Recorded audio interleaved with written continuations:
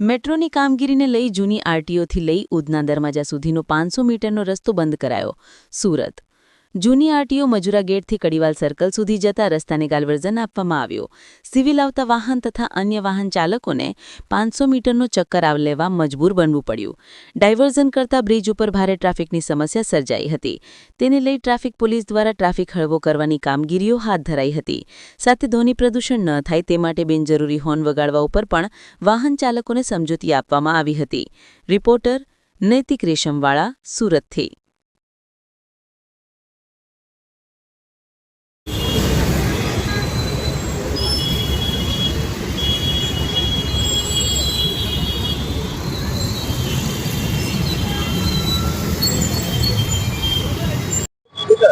સુરત શહેરના પોલીસ કમિશનરથી અનુપમસિંહ ગેહલોત સરનાઓની ખાસ સૂચનાથી wrong સાઈડની drive તેમજ જે લોકો સિગ્નલનો ભંગ કરતા હોય તેમજ સિગ્નલ પર ન ઉભા રહેતા હોય, સ્ટોપ લાઈનનો ભંગ લેતા હોય તેની ડ્રાઈવ સ્પેશિયલ રાખવામાં આવી છે. તેમજ હાલ અમે જે બિનજરૂરી હોર્ન વગાડતા હોય એના વિરુદ્ધ પણ અમે અવેરનેસ કાર્યક્રમ ચાલવી રહ્યા છીએ અને જાગૃત કરી રહ્યા છીએ કે આપને બિનજરૂરી હોર્ન વગાડવો નહીં અને જેથી જે નોઇઝ પોલ્યુશન છે એ ઘટી શકે.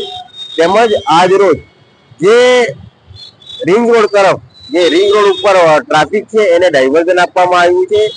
ખાસ કરીને મજુરા ગેટથી જે સર્વિસ લેન છે એ બંધ હોય એને કડીવાલા બ્રિજ નીચેથી કટ આપી યુટર્ન લઈ સિવિલ તરફ જઈ શકાશે. આ પ્રમાણેની ટ્રાફિક વ્યવસ્થા તેમજ આરટીઓ તરફથી પણ યુટર્ન લઈ નાનપુરા તરફ જઈ શકાશે.